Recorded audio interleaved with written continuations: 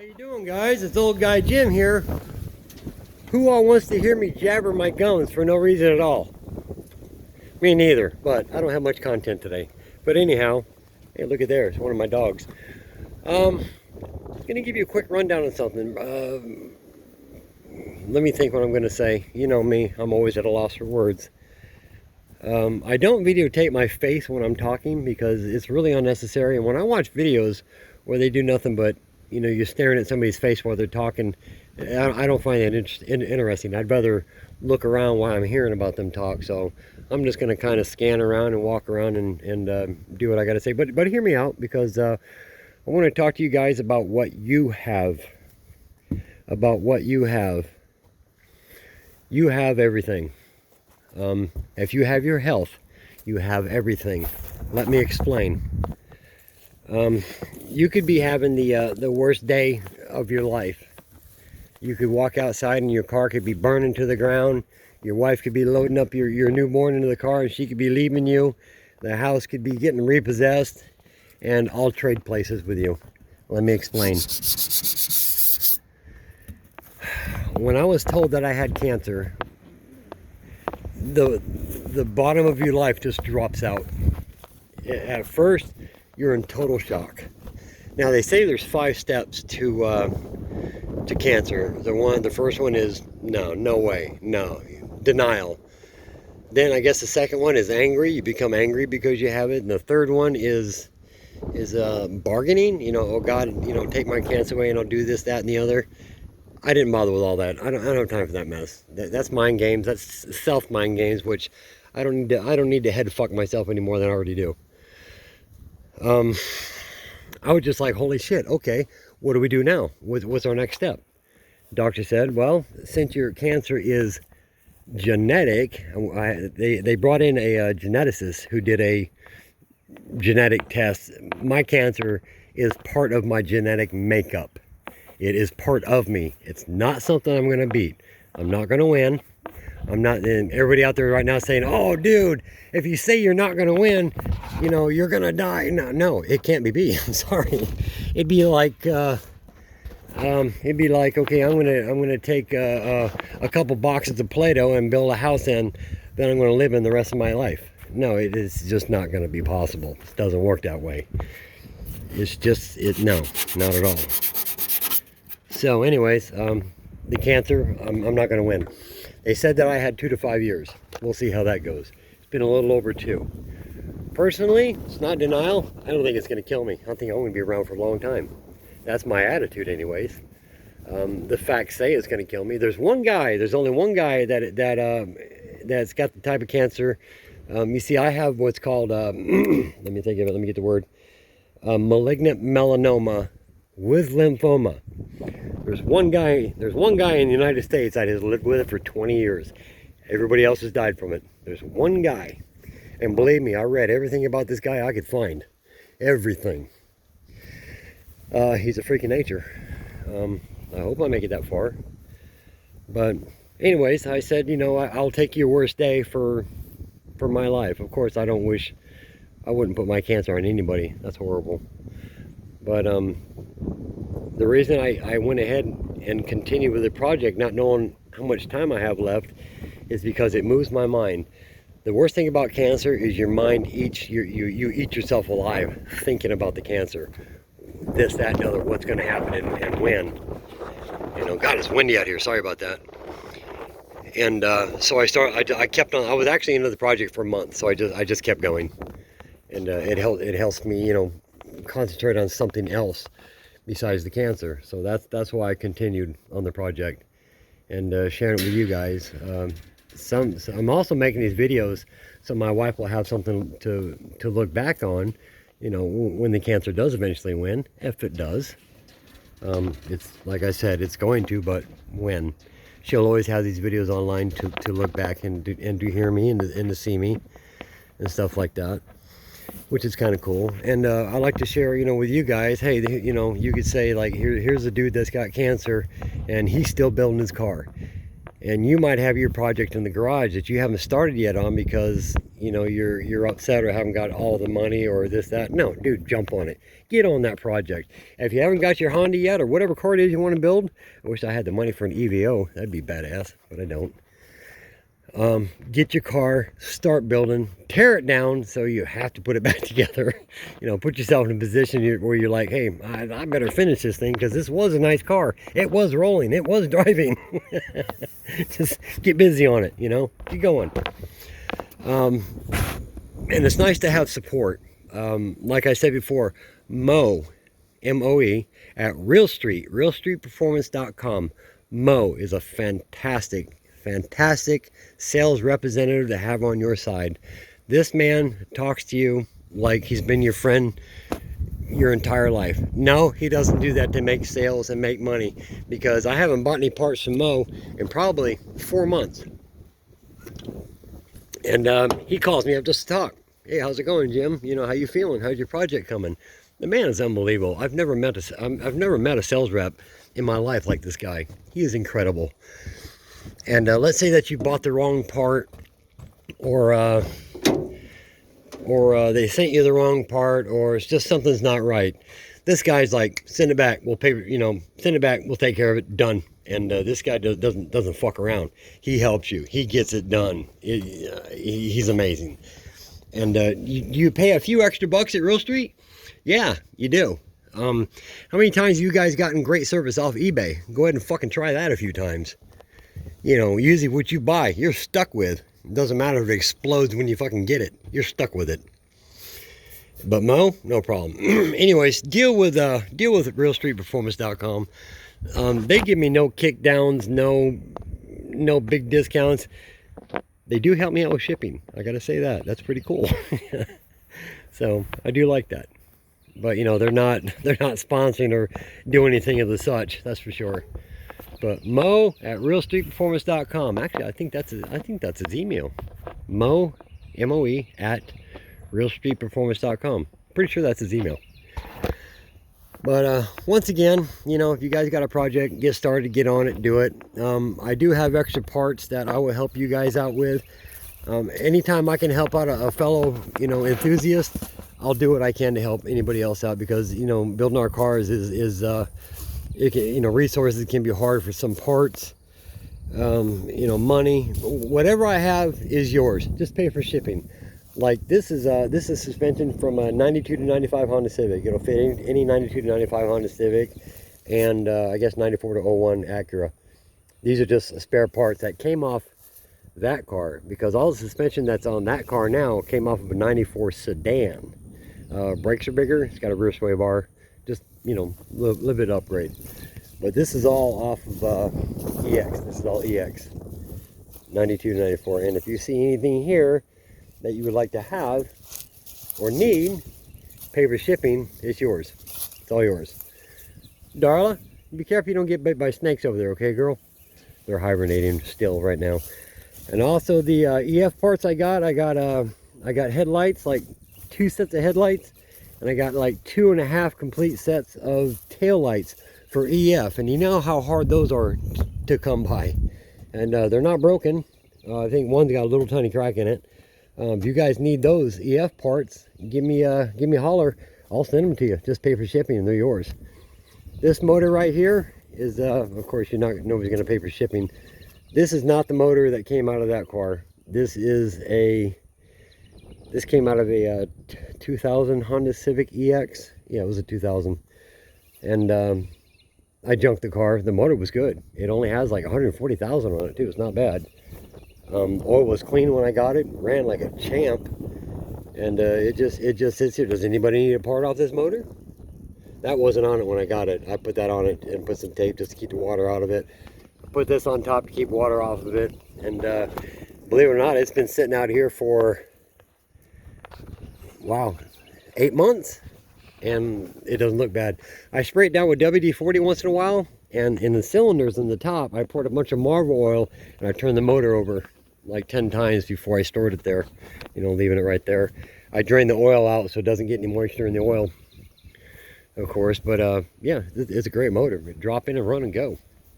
The motor that I have from my car, the bottom end is out of a 94 Yeah, 94 Acura Integra LS, B18 B1. The cylinder head for this car that I have, it's all done and built. They're in the room in there. Came off of a 99 2000 Honda Civic Si B16A2 cylinder head. That's the motor that's going back in this. The transmission is also B16. I would like to have had a GSR trans, but it didn't work out that way. But I'm going to beef up the B16 trans. I'm putting brand new synchros in it, LSD. And like I said, I'm not going to drag race, so I don't have to really worry about tearing it up too much. I don't drag race. I'm older, guys. I'm 55. I'm a bit conservative. I'm very, very patient. And I don't ramrod my cars. I don't dump that clutch or preload and just heat the shit out of my clutch, which I don't like that kind of stuff. I don't like abusing my vehicles. I don't care for it. I have a part that I want to show you guys that I made today. Let me go grab that part. I'll be right back. All right, let me see if I got it. You know what? I can't even see the timer. I don't know if it's working. I gotta see. Yeah, that's wrong. 11 minutes. There goes my nephew in the Jeep. That's my stepdaughter. She's awesome. Okay, let me show you this here. Hold up. Anybody needs a compressor, come and buy it. 50 bucks. Anyways, check this out. You know what that is, right? Yep. That's the God, I'm gonna have to set my phone. Hold on a second. Let me set my phone there for a second. I'm gonna set this like it sits in the vehicle. It sets like that in the vehicle. Okay, hold on. It sets like that in the vehicle. This here presses up against your. Let me show you. Oh yeah.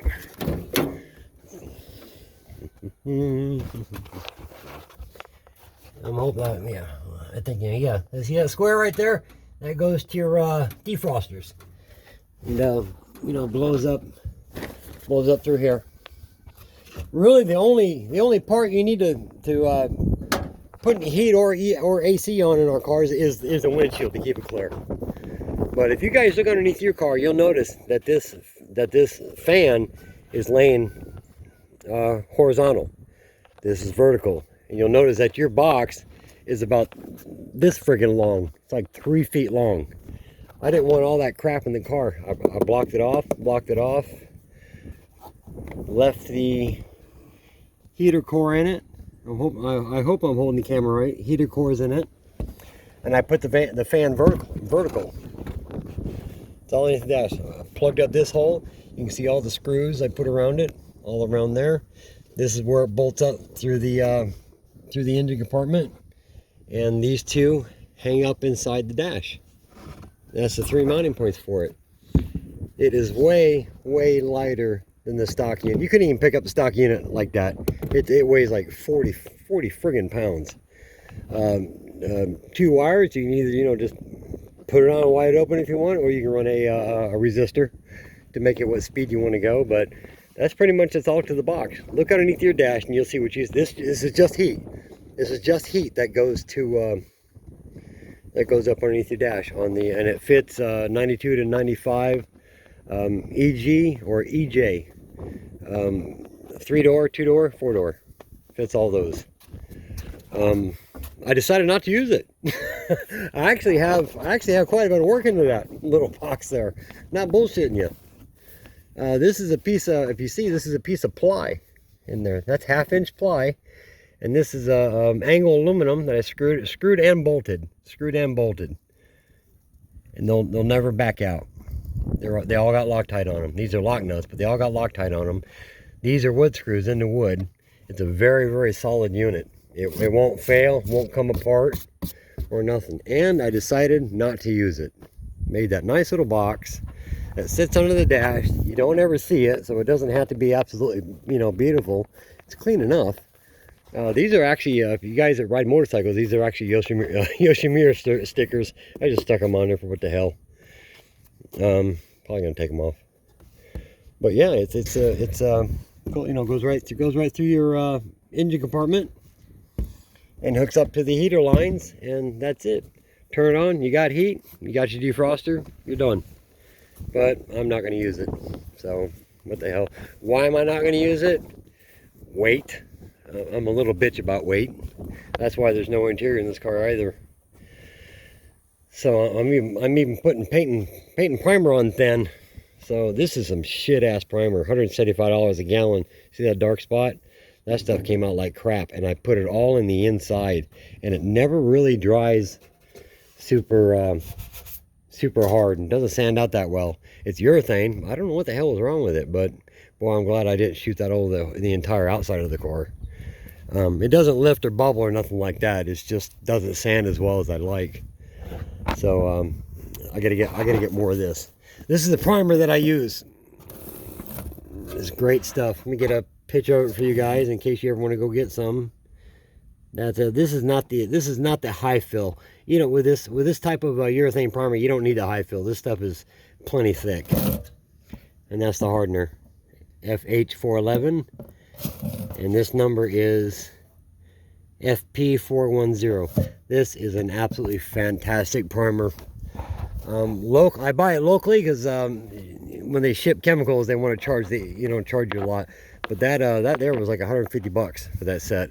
It's not cheap, but so far that 1 gallon has done everything that you see on the car, quite a bit. Well, actually, sorry, no, that's the wrong information. That 1 gallon did everything on the outside of the car that you see.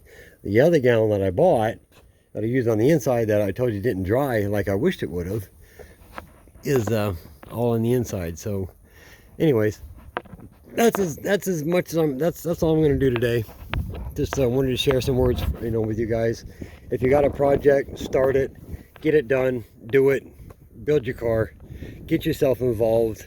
Don't wait. You never know when something in your life's going to happen to you.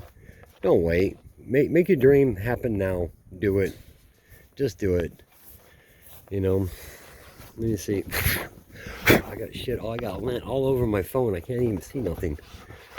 This is the worst phone. Let me get a real quick picture of my 2 dogs for you. I love them babies. The pit bull standing there looking at us, she was a rescue out of Mississippi. She was two hours away from being put down.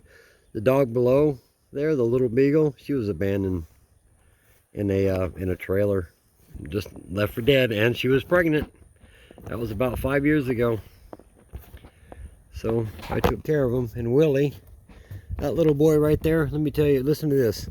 The family that had him when he was growing up, first 3 years of his life, they beat the shit out of him and broke bones in his body and everything. And he doesn't walk so good because of the beatings that he took for being a dog. Come here, Willie. Come on, baby. Let me show you how you walk. Come on, buddy. Come on. If you look at his back legs, he don't walk so good. He's kind of shaped and built funny. They broke his legs. They broke his back. They did all sorts of really fucked up shit to him, which that's why Daddy don't like a whole lot of people. Huh, baby? Huh, baby? And somebody knocked his tooth out too. One of my dogs did. He's still looking for that dog that knocked his tooth out. He's gonna bite him when he finds him. He's gonna bite him when he finds him. I love you. You're such a good boy. All right, guys. Well, that's it. That's me. That's what's going on. I'll post this video. Watch it if you want. Don't watch it if you don't want to. I hope you do. And what does that guy say? Hold on, let me think of it. Let me get the word. On Deadbeat Garage, he says, if you like the video, give it a thumbs up. He says, if you don't like the video, don't give it a thumbs down. Maybe you should lower your standards. No, I'm not lowering my standards for anybody. So, even though my standards making videos suck, but I'm doing what I can. Look at this cheap ass friggin' thing. Anyways, I still haven't put the lid on. I mean the lid. I still haven't put the cover on it because it's been windy. It'll just tear this thing apart. But okay, I'm jibber jabbering. You don't want to hear it. That heater box is solid, works good. And I'll tell you, ever since I took everything out of the inside of it and made it just for the defrosters, when you crank this thing on, boy, does it blow out that hole like a friggin' blowtorch, man. It is wicked. Because basically it just runs right through the core, the heater core, and comes right out here. And it's just straight shot. All this has been blocked off. All the restrictors and doors they had on the inside, I removed all that crap. But yeah, anyways, if somebody wants this box, holler. I'll send it to you. All right, guys, I'm out of here. Thanks for hanging out with me, and I'm really gonna try desperately hard to get some interesting content for you, so I can quit boring you with these dumbass videos. But anyways, just want to say, hey, give me a thumbs up. If you give me a thumbs down, tell me why. Tell me why you gave me a thumbs down. You're not gonna hurt my feelings, believe me. No, that's not gonna happen. Don't sweat it. Let me know. All right, guys, you take care, and I'll talk to you all soon.